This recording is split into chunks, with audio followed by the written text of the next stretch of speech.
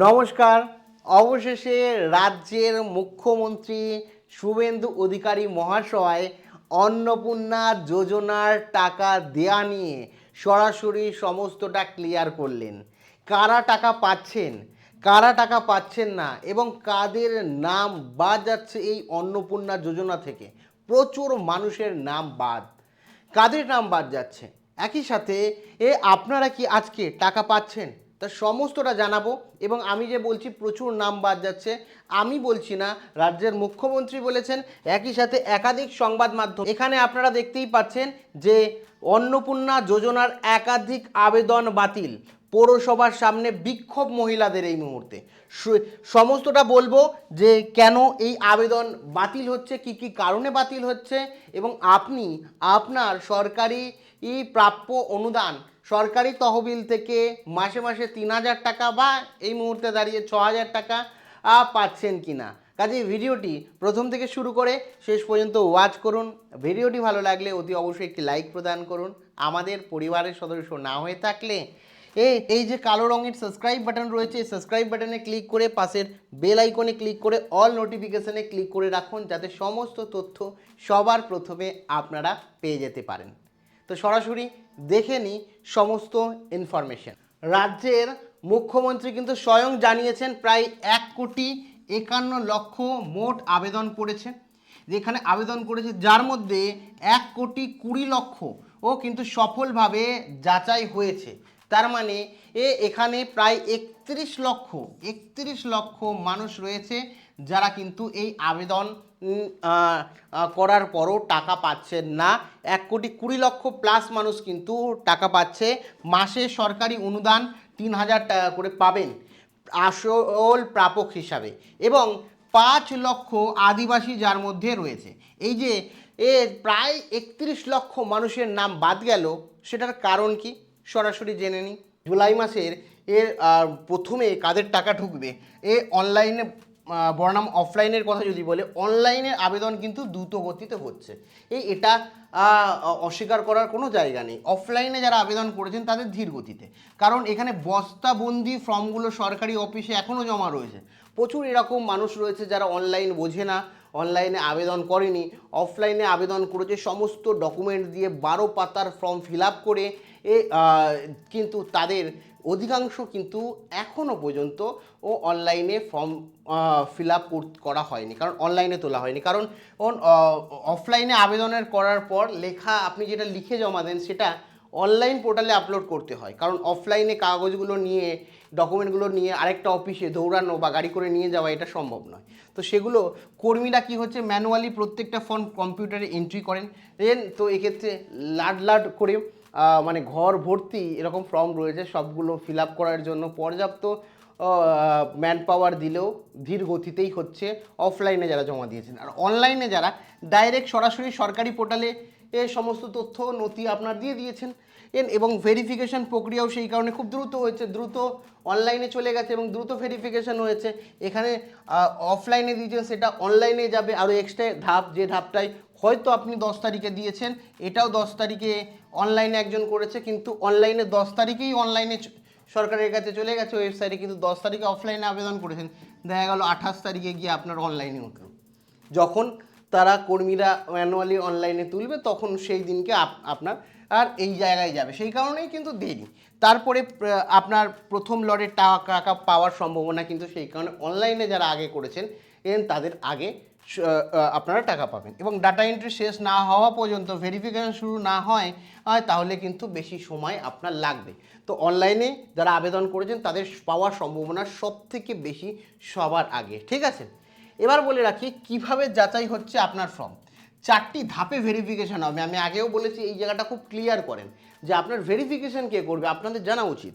প্রথম data entry, অনলাইনে জমা দেওয়া ফর্মের তথ্য সরাসরি পোর্টাল বা ডিজিটালাইজ করা হবে। অনলাইনে আবেদনের ক্ষেত্রে এই ধাপগুলো প্রয়োজন নেই। আপনি যেটা বললাম যে প্রথমে ডাটা এন্ট্রি করতে হবে, আপনি যদি অনলাইনে আবেদন করেন তাহলে ডাটা এন্ট্রিটার কোনো ব্যাপার নেই, আপনি অনলাইনে তুলে দিয়েছেন। আর যারা অফলাইনে আবেদন করবেন, হাতে লিখে দিয়েছিলেন, সেটা ডিজিটালাইজ করার জন্য কর্মীরা সময় নেবে। তো প্রথম ধাপ হচ্ছে আপনাকে ডাটা এন্ট্রি করা, সরকারের কাছে আপনার সমস্ত তথ্য নথি জমা করা। এবার দ্বিতীয় ধাপ হচ্ছে ভিডিও রিভিউ অর্থাৎ ব্লক স্তরে রিভিউ করা। ব্লক আধিকারিকরা পোর্টালে আপনার আধার, স্বাস্থ্যসাথী, ভোটার আইডি যাচাই করবে সব ঠিকঠাক আছে কি না। যদি সব ঠিকঠাক থাকে তাহলে আপনার ফর্মটা অনলাইনে ডিজিটালভাবেই সরাসরি পাঠিয়ে দেবে ডিএম এর কাছে, অর্থাৎ ডিএম অ্যাপ্রুভালের জন্য, জেলা শাসকের অনুমোদনের জন্য। জেলা শাসক দপ্তর থেকে ফর্মের চূড়ান্ত ছাড়পত্র এবং বেনিফিশিয়ারি লিস্টে নাম ওঠে।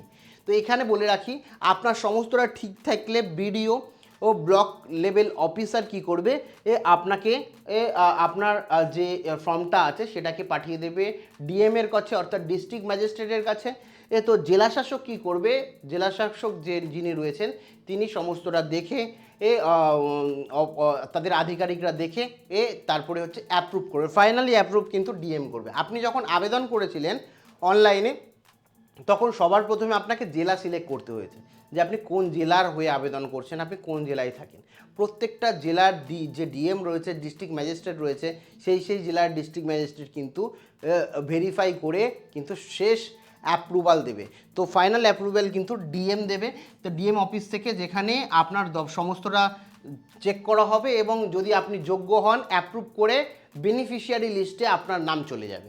আর বেনিফিশিয়ারি লিস্টে চলে গেলে রেভিনিউ ডিপার্টমেন্ট সরাসরি সেটা দেখবে এবং সেটাকে মানে আপনার ডিটেলসটাকে ফ্যাচ করে আপনার যে আধার নাম্বার রয়েছে সেই আধার নাম্বারের সঙ্গে যুক্ত ব্যাঙ্ক অ্যাকাউন্টে কিন্তু সরাসরি চলে যাবে। মানে শেষ ধাপ 4 নম্বর ধাপ, এটা 3 নম্বর গেল, এটা 4 নম্বর ধাপ হচ্ছে ডাইরেক্ট ট্রান্সফার হবে ডিবিডির মাধ্যমে। ভেরিফিকেশন সফল হলে সরাসরি ব্যাংকে টাকা পাঠানো হবে। এর মধ্যে যদি একটাও কোনো রকম সমস্যা হয়, দেখা গেল বিডিও অফিসে কোনো ভুল ভ্রান্তি পেলো, সরাসরি রিভার্স করে দিয়ে দেবে আবার ডাটা এন্ট্রি যে ঠিকঠাক করো, আরেকবার ঠিকঠাক টাইপ হয়নি।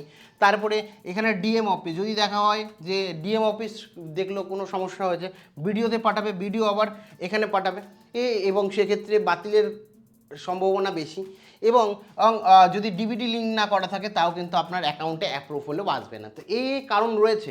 এছাড়া মূল যে কারণগুলো সেগুলো যদি বলি, যে 4টি কারণ, এখানে 4টি বলছি, অনেকগুলো কারণই এখানে উল্লেখ করা হয়েছে যে 8টি কারণে ফর্ম ফিল আপ বাতিল হবে। প্রথম কথা হচ্ছে আপনার আবেদনকারীর ইনকাম ট্যাক্স দিলে, যে আবেদন করছে সে যদি ইনকাম ট্যাক্স দেয় ডাইরেক্টলি বাতিল, সেটা নিয়ে কোনো দ্বন্দ্ব নেই। সরকারি চাকরি করলে বা সরকারি পেনশন পেলে, আবেদনকারী যদি সরকারি চাকরি করে তাও বাতিল, আবেদনকারী যদি পেনশন পায় তাও বাতিল।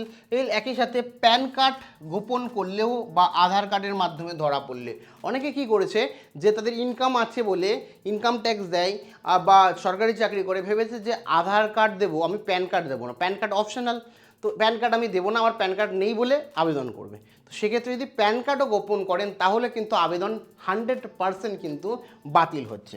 এবং ভোটার কার্ড বা এপিকে সমস্যা, অনেকে কি করছে ভোটার লিস্ট থেকে নাম ডিলিট হয়ে গেছে, যাদের ভোটার লিস্ট থেকে নাম ডিলিট হয়ে গেছে তারা কিন্তু এই সুবিধা পাচ্ছেন না এই মুহূর্তে। আপনাদের ট্রাইব্যুনাল হয়তো সিএ এর জন্য আবেদন করে থাকলে সরাসরি আপনাদের বাতিল হচ্ছে না, কিন্তু যতক্ষণ না পর্যন্ত ভোটার লিস্টে নাম উঠছে ততক্ষণ পর্যন্ত কিন্তু আপনি এই সুবিধা পাবেন না। এটা আপনি আবেদন করতে পারেন, আপনার সমস্ত ডিটেলস দিয়ে আবেদন করতে পারেন, সেটা স্টপ অবস্থায় থাকবে, পজ অবস্থায় থাকবে, যখন আপনার নাম উঠে যাবে তখন আবার সমস্তটা ভেরিফাই হবে। ঠিক আছে। তারপরে হচ্ছে অনেকেই বয়সে জালিয়াতি করছেন, মানে 25 থেকে 60 বছরের বয়সী যে মহিলারা রয়েছে তারাই কিন্তু এই অন্নপূর্ণা ভাণ্ডারের সুবিধা নিতে পারবেন। তো অনেকের হয়তো 24 বছর রয়েছে, অনেকে হয়তো 60 বছর পেরিয়ে গেছে, তারা কি হচ্ছে বয়সের কার্ড চুরি করেছে, এই আধার কার্ডে এডিট করে জমা দিয়েছে, হয়েছে এই ধরনের ঘটনাও কিছু জনের সাথে হয়েছে। তাদেরও কিন্তু সরাসরি কিন্তু বয়সে মিসম্যাচ হওয়ায়, বয়স ঠিকঠাক করে না দেওয়ায়, এডিট করে কোনো কিছু দেওয়ায় সমস্তটা ভেরিফাই হচ্ছে, ধরা পড়ে সমগ্র ফর্মটাই বাতিল হচ্ছে। এরপরে সন্তানের শর্ত, এটা কিন্তু খুব ভালো করে দেখা হচ্ছে। মাননীয় মুখ্যমন্ত্রী শুভেন্দু অধিকারী মহাশয় সরাসরি জানিয়েছেন যে পরিবারের শিশু থাকলে তারা সঠিক সরকারি টিকাকরণ না হলে, মানে যদি পরিবারে শিশু থাকে তাদের হেলথ সেন্টারে গিয়ে প্রপারভাবে টিকাকরণ করা দরকার, পোলিও দেওয়া দরকার। যদি ঠিকঠাক সময়ে পোলিও টিকাকরণ না হয় শিশুর, তাহলে আপনার ফর্ম বাতিল হবে। একই সাথে সরকার অনুমোদিত ও নয় এমন বেআইনি স্কুলে যদি পড়ে তাহলেও কিন্তু হবে, মানে শিক্ষাও কিন্তু নিতে হবে যে তথাকথিত আমাদের রাজ্য সরকার অনুমোদিত বা সেন্ট্রাল অনুমোদিত বা সরকার অনুমোদিত স্কুলে পঠন পাঠন করতে হবে, সেটা সরকারি হোক কিংবা বেসরকারি হোক। সরকার বিরোধী কোনো স্কুলে বা অনুমোদন নেই সরকারের এমন কোনো স্কুলে যদি আপনার সন্তান পড়ে তাহলে আপনি টাকা পাবেন না, সেটাও বলে দেওয়া আছে। এগুলো হচ্ছে একেবারে রেড জোন। এই সমস্ত বিষয় যদি থাকে আপনার, তাহলে কিন্তু আপনি আপনার ফর্ম মোটামুটি বাতিল হচ্ছে এটা ধরেই নিতে পারেন। এবার বলে রাখি যে অনেকে গুজবও ছড়াচ্ছে যে এই কারণে ফর্ম বাতিল হবে না। তো এখানে বলে রাখি যে 3টি বা তার বেশি পাকা ঘর থাকলে বা পরিবারের 4 চাকা থাকলে আপনার বাতিল হবে। অনেকেই বলছে যে পরিবারে যদি 4 হুইলার থাকে পরিবারের কারোর, একই সাথে পরিবারে যদি 3টের বেশি পাকা ঘর থাকে আপনাদের, তাহলে আপনার অন্নপূর্ণা ফর্ম বাতিল হবে। তো একেবারে সত্য নয়। এটা আপনার পরিবারের 10টা ঘর থাকুক না কেন, বা আপনার পরিবারের 2টো 4 হুইলার থাকলেও পার্সোনাল কোনো সমস্যা নেই। এটা নথি চাওয়া হয়েছে, এটা নিয়ে এটার সাথে কোনো সমস্যা নেই। স্বাস্থ্যসাথী কার্ড না থাকলে টাকা দেওয়া যাবে না, স্বাস্থ্যসাথী কার্ড থাকুক কিংবা না থাকুক কোনো রকম সমস্যা নেই। দ্বিতীয় হচ্ছে ফর্মে ছোটোখাটো বানাম ভুল হলে রিজেক্ট হবে, এটা বেশিরভাগ ক্ষেত্রে হচ্ছে। দেখা যাচ্ছে রিজেক্ট হয়ে যাচ্ছে, মানে বানাম ভুল হলে কী হচ্ছে, রিভার্স হয়ে যাচ্ছে, আগের স্টেপে চলে যাচ্ছে, দেরি হবে কিন্তু বানাম কারেকশান করে সমস্ত কিছু করে আপনি টাকা পাবেন। এই মুহূর্তে হয়তো দেরি হবে আপনার, সেই কারণে আমি বারবার বলেছি বানাম সমস্ত কিছু সঠিকভাবে কিন্তু দেবেন, যাতে কোথাও কোনো রকম ভুল না হয়। আধার কার্ড এবং প্যান কার্ডের সাথে অনেকের কী হচ্ছে, বিশেষ করে আধার কার্ড আর ভোটার কার্ডের সাথে অনেকের অ্যাড্রেস মিল নেই, আর অনেকের দেখা গেছে নামের স্পেলিংয়ের মিল নেই, তাদের ক্ষেত্রেও রিজেক্ট হচ্ছে। ঠিক আছে, এবার বলে রাখি পাকা বাড়ি যেগুলো বললাম গাড়ি থাকলে আবেদনকারীর বাতিল হচ্ছে না, স্বাস্থ্যসাথী কার্ড থাকুক কিংবা না থাকুক কোনো সমস্যা নেই।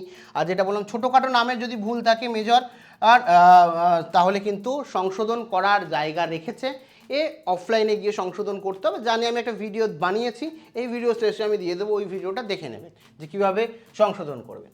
এবার বলে রাখি অ্যাপ্লিকেশন স্ট্যাটাসের অর্থ। অনেক জায়গায় আপনি দেখেছেন যে সাবমিটেড যদি হয় তাহলে আপনার ফর্মটি দেওয়া হয়েছে, ভেরিফিকেশন এখনও শুরু হয়নি। রাজ্যের মাননীয় মুখ্যমন্ত্রী কিন্তু পরিষ্কার জানিয়ে দিয়েছেন যে ভেরিফিকেশন ছাড়া একটিও বেনিফিশিয়ারি বা প্রাপক টাকা পাবে না। কারণ ভেরিফিকেশন মোস্ট ইম্পর্টেন্ট, যাতে দুর্নীতি যেটা আগে হয়েছে সেটা যাতে এখন না ঘটে, সেটা কিন্তু রাজ্যের মুখ্যমন্ত্রী জানিয়ে দিয়েছেন। ইনকোয়ারি প্রসেস যদি থাকে তাহলে বিডিও বা আধিকারিক দ্বারা যাচাই পর্যায়ে রয়েছে, এই সময় ভেরিফিকেশনের জন্য ফোন আসতে পারে কিংবা আধিকারিকরাও বাড়িতে আসতে পারে যদি কোনো আপনার ফর্মে গড়মিল থাকে, মিল না পায়। প্রত্যেকের ফোন করবে না, প্রত্যেকের বাড়িতে আসবে না, যাদের ফর্মে কোনো সমস্যা আছে মিল পাচ্ছে না তাদেরকে ফোন করবে এবং সঠিক ডাটা বা সঠিক তথ্য নেওয়ার চেষ্টা করবে। সেই কারণেই আপনার বাড়িতে ভেরিফিকেশন হবে, প্রত্যেকের নয়, যাদের ভুল বা যাদের সমস্যা রয়েছে তাদেরই। এবং অ্যাপ্রুভ যখন হয়ে যাবে, যে এখন ডিএম যখন অ্যাপ্রুভ করে দেবে জেলা ম্যাজিস্ট্রেট, ভেরিফিকেশন সফলভাবে সম্পূর্ণ হয়েছে, আপনার পরবর্তী ধাপেই কিন্তু টাকা ঢুকে যাবে, তো আপনাদের কোনো সমস্যা নেই। এবার বলে রাখি যে ঘরে বসে অনলাইনে চেক করার উপায়। দেখুন, প্রথম যেটা এখন অনেকের ক্ষেত্রেই সমস্যা হচ্ছে, পোর্টালে গিয়ে সোশ্যাল রেজিস্ট্রি www.gov.in এই ওয়েবসাইটে গিয়ে আপনি ওটিপি দিয়ে আপনার স্ট্যাটাস যাচাই করতে পারেন, যেখানে অ্যাপ্লিকেশান যেটা আছে ডাউনলোড ফর্মটা আপনি দেখলে যে অ্যাপ্রুভ হয়েছে কি অ্যাপ্রুভ হয়নি সেটা দেখে নিতে পারেন। কিন্তু এখন সবার ক্ষেত্রে সাবমিটেড দেখাচ্ছে, জুলাই মাসের 1-2 তারিখের পর এই স্ট্যাটাসটা চেঞ্জ হতে পারে, যেটা শোনা যাচ্ছে। এই মুহূর্তে প্রত্যেকের সাবমিটেড দেখাচ্ছে, সেই নিয়ে ঘাবড়ানোর কিছু বিষয় নেই। যেহেতু এই রকম সিচুয়েশান ঘটেছে, আমি বললাম কোথাও সমস্যা হয়েছে, কোথাও রিজেক্ট দেখিয়েছে, ওই কারণে বাতিল হয়েছে বলে অনেকে আন্দোলনের পথেও নেমে গেছে, যেখানে যেই কারণে কিন্তু এই মুহূর্তে কোনো স্ট্যাটাস দেখাচ্ছে না, প্রত্যেকের সাবমিটেড দেখাচ্ছে। এবং মানে সবার ভেরিফিকেশন হয়ে গেলে কিন্তু স্ট্যাটাস প্রক্রিয়াও চালু হবে। এবার বলে রাখি যে জুলাই মাসে টাকা না পেলে আপনি কি করবেন। প্রথম কথা হচ্ছে, 1 জুলাই ব্যাংকে টাকা আসেনি, প্যানিক করবেন না। আর স্ট্যাটাস চেক করুন, যদি স্ট্যাটাস চালু হয়ে যায় আর সাবমিটেড যদি দেখায় আপনাকে অপেক্ষা করতে হবে। ইনকোয়ারি দেখালে যাচাই হচ্ছে, একটু টাইম লাগবে, ফোন কল বা আধিকারিক যদি কোনো সমস্যা হয় তাও আপনার কি হচ্ছে এডিট করে দেবে আপনার পঞ্চায়েত পৌরসভা স্তরে, আপনাকে কল করে সমস্ত নথি নিয়ে নেওয়া হবে যদি কোনো সমস্যা হয়। আর পেমেন্ট ফ্রেজ মনে রাখবেন, টাকা ধাপে ধাপে হবে, প্রত্যেকের 1 তারিখে ঢুকবে এরকম ব্যাপার নয়। সেকেন্ড ফেজ হয়তো 1 তারিখে ঢুকলো জুলাই মাসের, কারোর ক্ষেত্রে 10 তারিখ, কারোর ক্ষেত্রে 15 তারিখ, কারোর ক্ষেত্রে 20 তারিখও হতে পারে। এটা ডিপেন্ড করছে আপনার কখন ভেরিফিকেশান কমপ্লিট হচ্ছে। আবেদন তো করেছেন এবং ভেরিফিকেশান আর কত নম্বর কিউতে আছে সেটাই দেখা হবে। ভেরিফিকেশান কমপ্লিট হওয়া পরই আপনার কিন্তু টাকা ঢুকবে। তো সেই কারণে 1 তারিখে বেশিরভাগ মানুষের টাকা ঢুকবে। কেউ হয়তো 6,000ও পাবেন, কেউ হয়তো 3,000ও পাবেন, কিন্তু প্রত্যেকের একই দিনে টাকা ঢুকবে সেটা কিন্তু নয়। 1 তারিখ থেকে টাকা ঢোকা শুরু হবে। এবার বলে রাখি যে মুখ্যমন্ত্রীর ঘোষণা, প্রথম পর্যায়ে পেমেন্টের আপডেট বলেছে 1 জুলাই বুধবার থেকে প্রথম পর্যায়ে 3,000 টাকা করে ব্যাংকে অ্যাকাউন্টে ট্রান্সফার হতে শুরু করবে। এবং 12 পাতার ফর্ম যারা পূরণ করতে পারেন না তাদের সরাসরি কর্মীরা বাড়ি গিয়ে পূরণ করেছেন, আবেদন করেছেন, ওখানেও কিন্তু অনেক ভুল ভ্রান্তি হয়েছে। তো সেগুলো কারেকশানের বিষয় রয়েছে, কারেকশান ফোন কল মারফত হচ্ছে, আপনাদের পঞ্চায়েতে মিউনিসিপ্যালিটিতে গিয়ে হচ্ছে। আপনি গেলে হবে না, আপনাকে যখন ফোন করে ডাকবে তখনই কিন্তু সেই ফর্ম এডিট বা যেটা সমস্যা আছে সেটা ঠিক করে নেবে তারা। আপনি গেলে হবে না, আপনাকে কল করবে। সেই কারণে ধৈর্য রাখুন। 1 জুলাই টাকা না আসার অর্থ হচ্ছে আবেদন বাতিল নয়। জুলাই মাস জুড়ে কয়েকটি ধাপে টাকা বা পেমেন্ট দেওয়া হবে, সেটা 10 তারিখ, 15 তারিখ, 20 তারিখ বা 30 তারিখ পর্যন্ত হতে পারে। ধাপে ধাপে 1 তারিখে দেওয়া শুরু হবে, আবার ধরুন 5 তারিখ দিল, আবার 15 তারিখ, এরকমভাবে দেওয়া কিন্তু ধাপে ধাপে শুরু হবে 1 জুলাই থেকে।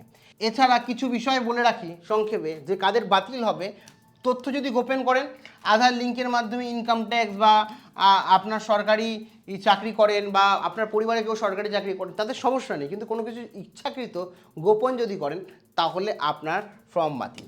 ধৈর্য রাখতে হবে। অফলাইনে ফর্ম বা ম্যানুয়াল ডাটা এন্ট্রি চলছে, সময় লাগবে, ফর্ম বাতিল নয়। অফলাইনে যারা করেছেন ধৈর্য রাখতে হবে, হয়তো আরও 1 মাস লেগে যেতে পারে অফলাইনে যারা করেছেন। গুজব এড়িয়ে চলেন, যোগ্য হলে জুলাই মাস বা আগস্ট মাসের মধ্যে ঠিক টাকা ঢুকে যাবে। আপনার অযথা 2বার ফর্ম ফিল আপ করার দরকার নেই। টেকনিক্যাল এরর ছিল, যেহেতু ওয়েবসাইট পরিবর্তন হয়েছে আপনারা জানেন, সেই কারণে টেকনিক্যাল এরর ছিল। অনেকের ক্ষেত্রে আবার নতুন ফর্ম ফিল আপ করতে বলছিল, যে একবার ফর্ম ফিল আপ করলে আর দ্বিতীয়বার ফর্ম ফিল আপ করার কোনো প্রয়োজন নেই। আপনার ফর্ম সুরক্ষিত রয়েছে, কোনো সমস্যা নেই। এবার কথা বলি যে এখানে যেটা বলেছিলাম আমি, অন্নপূর্ণা যোজনার ক্ষেত্রে একাধিক মানুষ আবেদন কেন করেছেন, এখানে পরিষ্কারভাবে অনেকের ফর্ম কিন্তু বাতিল হয়েছে। যেমন এখানে বলছে অন্নপূর্ণা যোজনায় ফর্ম ভরতে গিয়ে হয়রানি, একাধিক নথি পেশ করেও আবেদন বাতিলের অভিযোগ। সোমবার সকাল থেকে মুর্শিদাবাদ ধুলিয়ান পৌরসভার সামনে বিক্ষোভ দেখান মহিলারা। মূলত পৌরসভার 7 ওয়ার্ডের বাসিন্দার নেতৃত্বে এই অনুষ্ঠান হলেও অন্যান্য ওয়ার্ডে বেশ কয়েকজন মহিলারাও বিক্ষোভে অংশ নেন। বিশেষ যদিও পৌরসভার তরফ থেকে কোনো বিভ্রান্তি দেওয়া হয়নি। এদের আসল কারণ কি? এরা বলছে যে বিক্ষোভকারীদের অভিযোগটা কি? অভিযোগ হচ্ছে অন্নপূর্ণা যোজনায় আবেদনপত্র জমা দেওয়ার ক্ষেত্রে অনেক অযথা হয়রানির শিকার হচ্ছে, বারবার বিভিন্ন নথি দেওয়া চাওয়া হচ্ছে, এবং আবেদনপত্র টালবাহাল এবং স্পষ্ট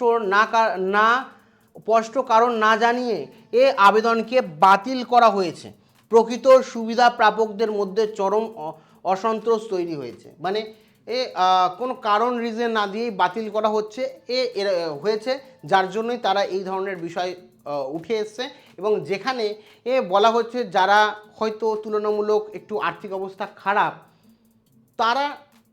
তাদের অ্যাপ্রুভ হয়নি, তারা টাকা পায়নি। তুলনামূলক একটু ভালো আর্থিক অবস্থা তারা টাকা পেয়ে গেছে, তাদের অ্যাপ্রুভ হয়ে গেছে। এই নিয়েই কিন্তু এই সমস্যাটা তৈরি হয়েছে, যেটা আমি নিউজ পোর্টাল দেখে তোমাদের জানালাম, তোমরাও নিজেরাও চেক করে নিতে পারো। তো এই হচ্ছে পুরো ব্যাপার। তো যারা এই মুহূর্তে আবেদন করেছেন অনলাইনে বা অফলাইনে, তাদের প্রত্যেকেই বলবো, আবেদন যদি রিজেক্ট হয়, যদি জুলাই মাসে শেষ পর্যন্ত গিয়েও টাকা না ঢোকে এবং জুন মাসে আবেদন করে থাকেন, তাহলে অবশ্যই যে ভিডিও বা এসডিওতে গিয়ে বা পঞ্চায়েত বা মিউনিসিপ্যালিটিতে গিয়ে যোগাযোগ করবেন। এবং আপনার যদি কোনো রকম গরমিল থাকে তাহলে কিন্তু তারা সংশোধনের ব্যবস্থা করেছেন, তারা আপনাকে ফোন করবে, আপনার নথি নেবে যেটাই ভুল ভ্রান্তি আছে এবং সেটাকে এডিট করে আবার রিসাবমিট করে দেবে। তো সেক্ষেত্রে কোনো অসুবিধা নেই, পুরোটা বললাম। এক্ষেত্রে আপনাদের কোনো মতামত থাকলে, আপনাদের কোনো জিজ্ঞাসাবাদ থাকলে অবশ্যই কমেন্ট সেকশানে কমেন্ট করে জানাতে পারেন। Thank you.